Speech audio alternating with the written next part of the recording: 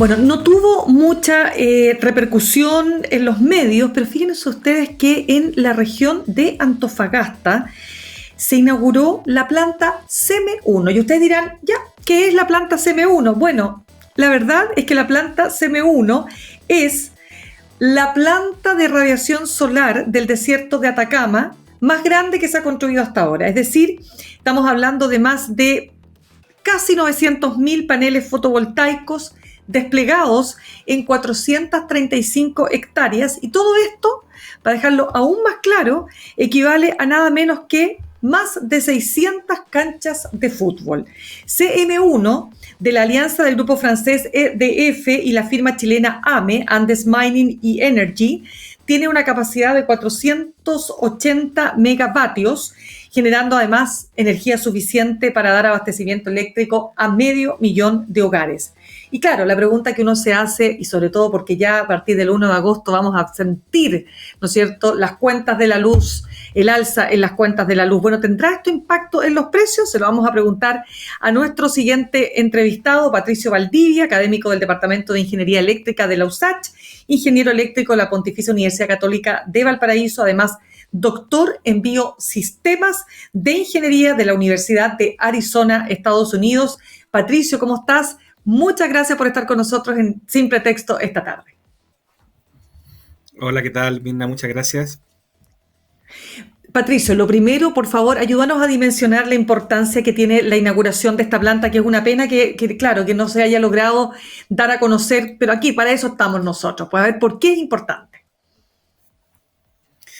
Bueno, efectivamente corresponde a la planta solar fotovoltaica más grande que existe en Chile.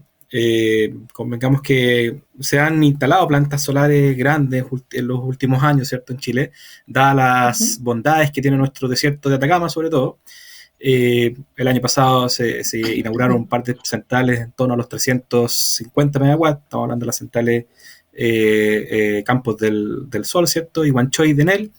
Y bueno, ya hay factibilidad técnica y hay planes de inversión, ¿cierto?, que permiten cada vez que las plantas sean más grandes, ¿ya? Eso para el fotovoltaico. Fotovoltaico, mientras más disposición de terreno tengamos, más podemos instalar, ¿cierto?, paneles fotovoltaicos, y eso se está dando, ¿cierto?, en torno a los 450 megawatts sin problema. Así es que, claro, efectivamente la tecnología, como decía, ya está disponible.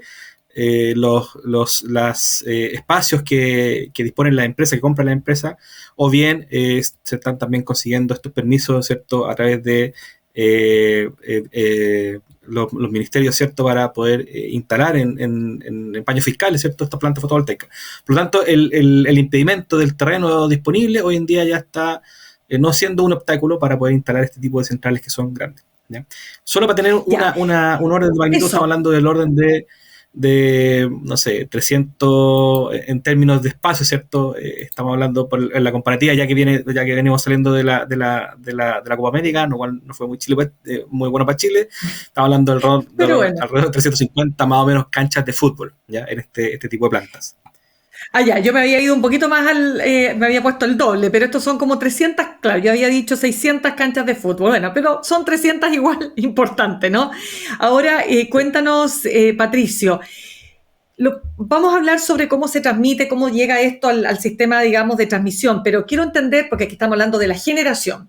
Entonces, ¿cuándo? La pregunta que muchas personas que nos ven y nos escuchan hasta ahora se hacen. Bueno, pero ¿cuándo las energías renovables van a repercutir en pagar menos electricidad en Chile? ¿De qué depende?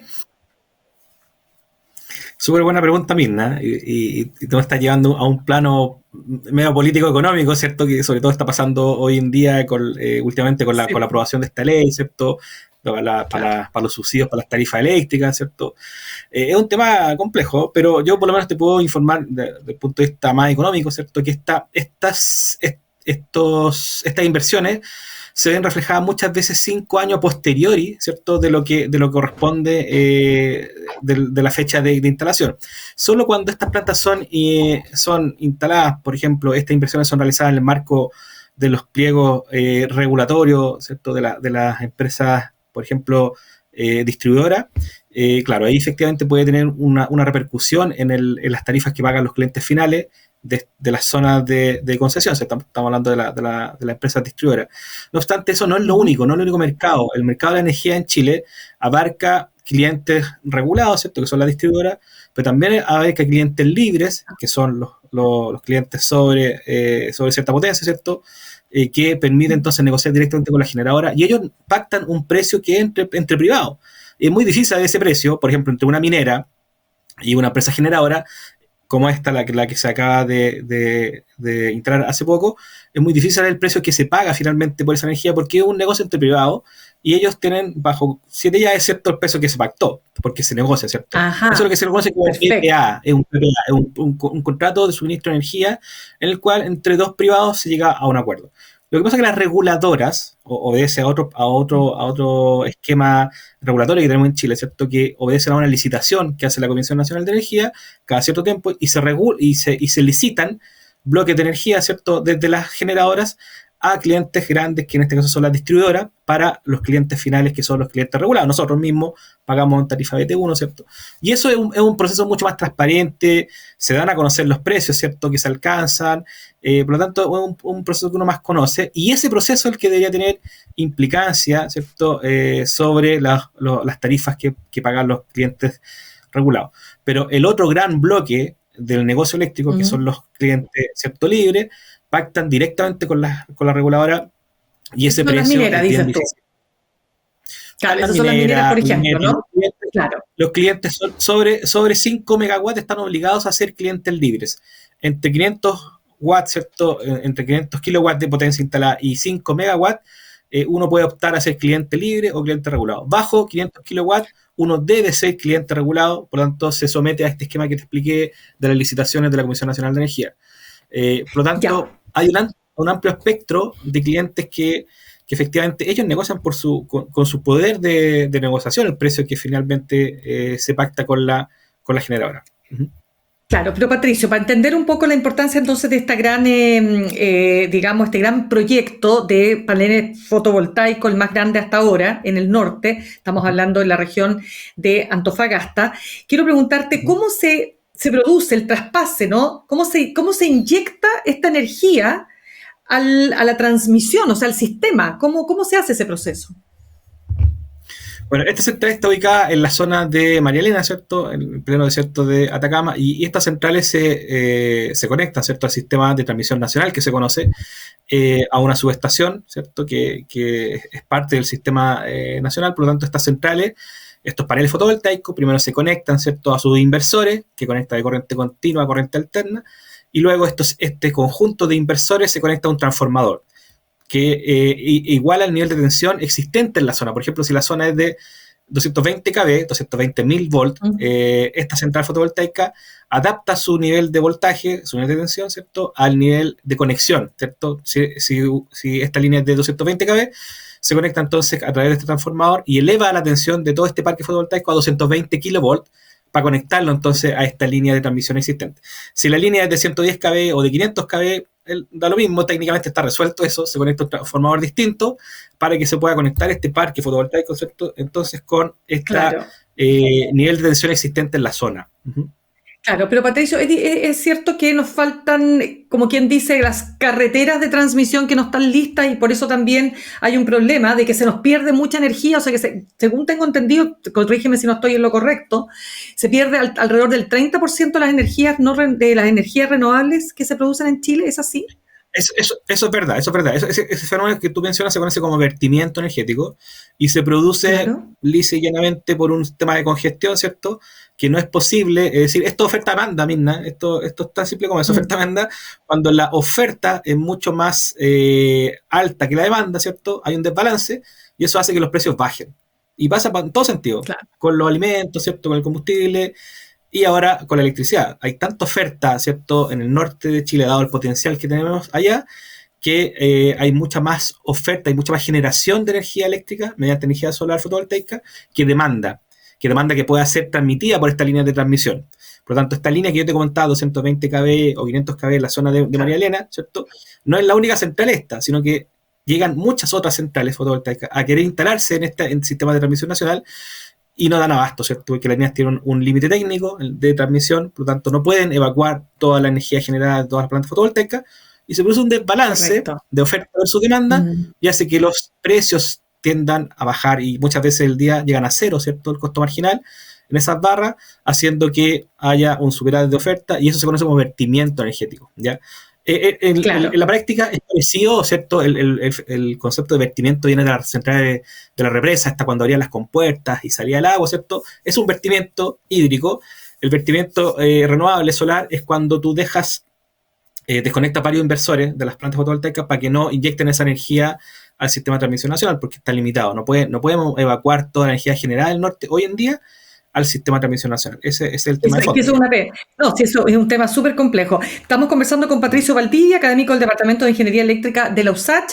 Patricio, lo que te quiero preguntar es lo siguiente, porque tenemos claro que las cuentas que vamos a empezar a pagar ahora a partir del 1 de agosto, no queda nada, por el descongelamiento de las tarifas, ¿no es cierto? Y todo este tema que se ha dado, ¿no? Bueno, primero hay que descongelar, o sea, se descongeló y hay que pagar una deuda que se supone que ya vamos en más de 6.000 millones de dólares, por un lado. Pero segundo, tenemos contratos que fueron suscritos hace mucho tiempo y las tarifas y precios muy altos.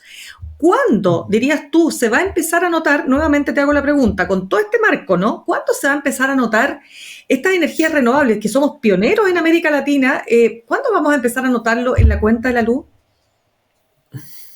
Buena pregunta. Siempre mirar el futuro es una bola de cristal, Mirna, y no ha pasado, ¿cierto? La verdad que la gran apuesta que se hizo cuando se hizo este proceso de licitación, ¿cierto?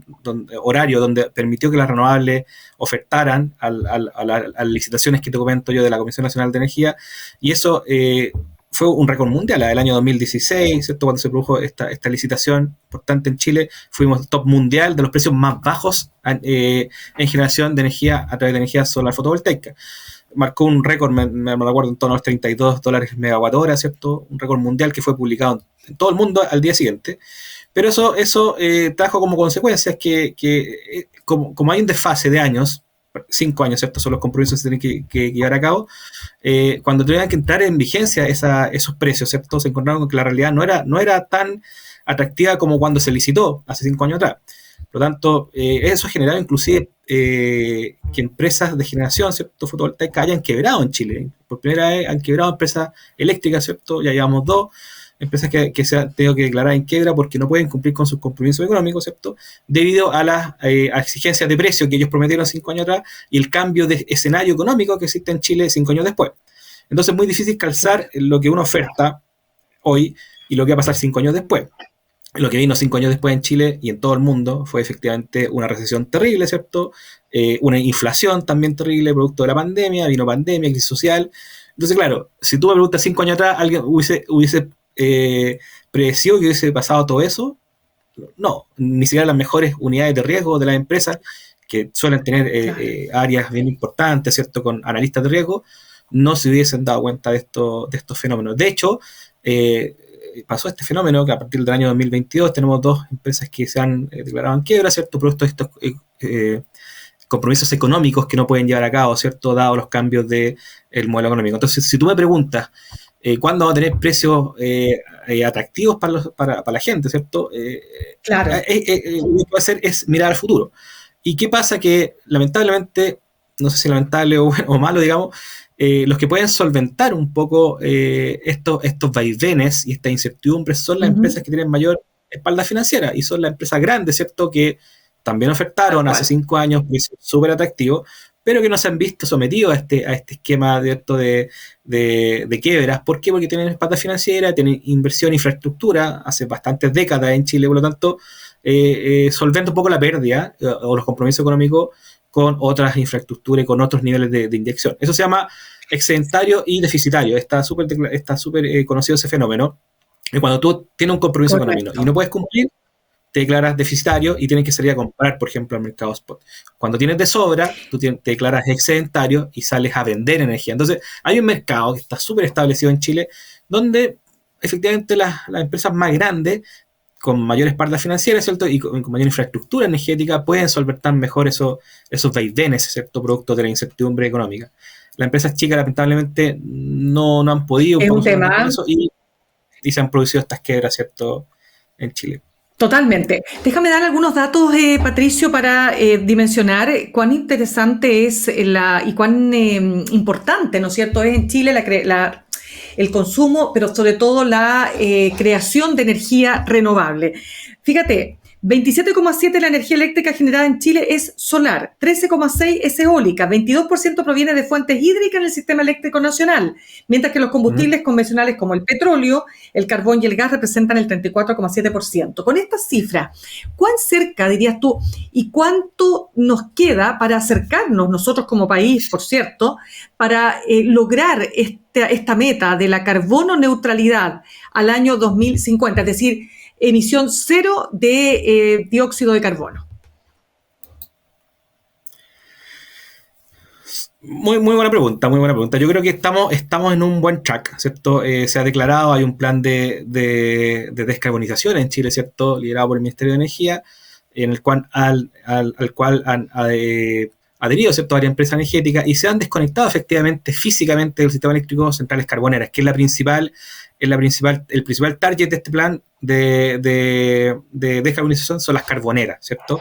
No obstante, tenemos otro tipo de generación térmica, ¿cierto?, que no emite tantas emisiones de CO2, principalmente, ¿cierto?, pero que ocupan, por ejemplo, gas natural u otros combustibles, ¿cierto?, donde se definen en ese porcentaje que tú mencionas, ¿cierto?, bajo claro, el label, ¿cierto?, de generación térmica.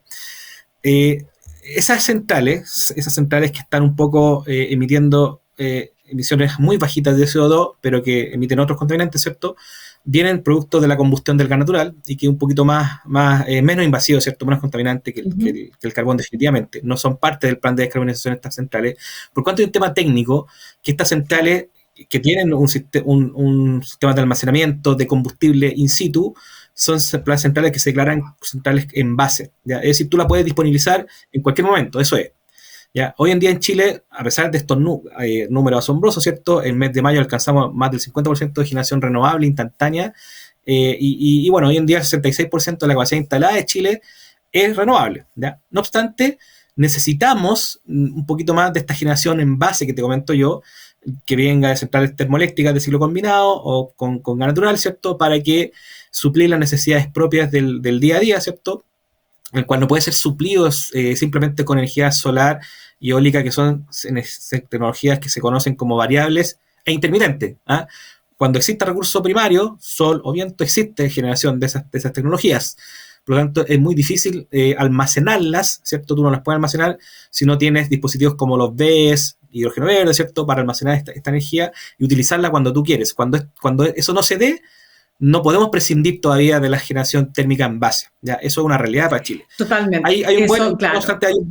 Hay un buen track porque estamos desconectando carbonera, estamos metiendo, ¿cierto?, energía renovable varios intermitentes, claro, pero estamos también entrando en los sistemas de almacenamiento energético. Ya tenemos plantas fotovoltaicas con sistemas de almacenamiento en B, ¿cierto?